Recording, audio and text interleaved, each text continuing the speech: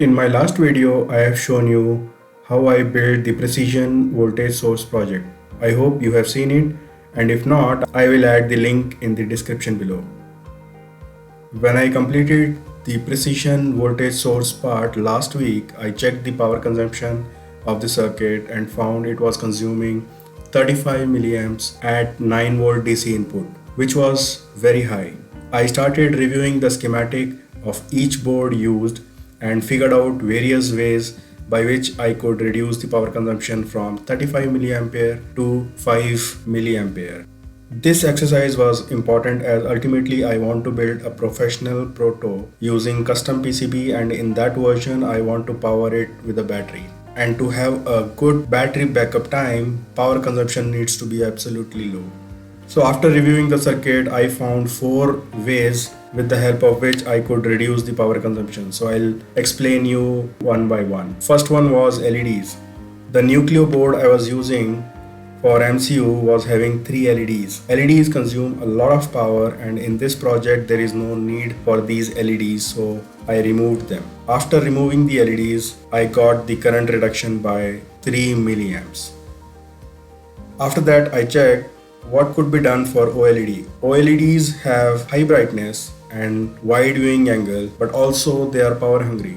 But there is a way we can reduce the power consumption. In OLED configuration, there is a setting to configure brightness of OLED pixel. In the code, I changed the brightness value, which was FF, to 10 hex value, and the power consumption reduced by 1 milliampere. Even after reducing the brightness configuration, pixels were bright enough and I was able to view all text easily.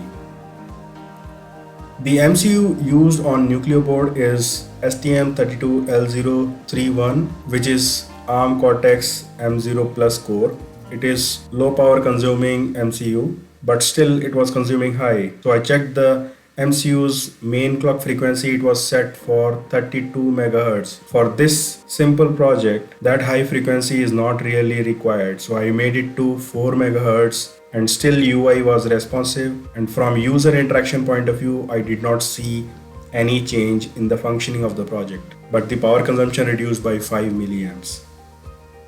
After doing these 3 changes, still the whole circuit was consuming around 26 milliampere. So I dig deep in the Nucleo board schematics and figured out there were various chips on the board which were getting power but not really getting used in the project.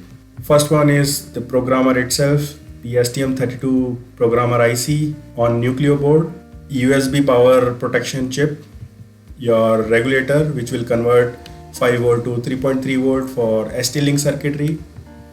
One more regulator is there which will take high voltage input and generates 5 volt. Another voltage regulator which will take 5 volt input and generates 3.3 volt for main MCU. So all these were consuming power but not really getting used. So what I did was change the power from 5 volt input to the Nucleo board to 3.3 volt, and this reduced the power consumption by a big 21 milliamps. So that's how I got power consumption reduction from 35 milliamps initially to 5 milliampere. You can see this is the setup, and I am using NanoRanger in order to measure the current consumption by this circuitry.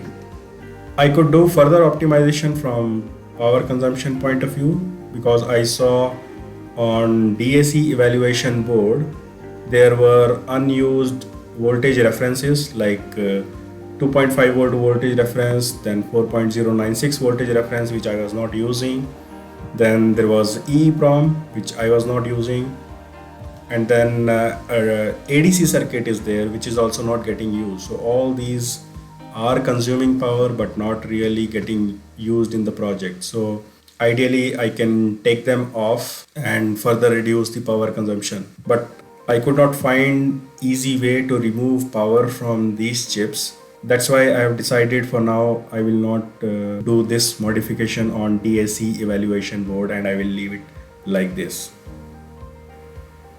I hope you found this information useful.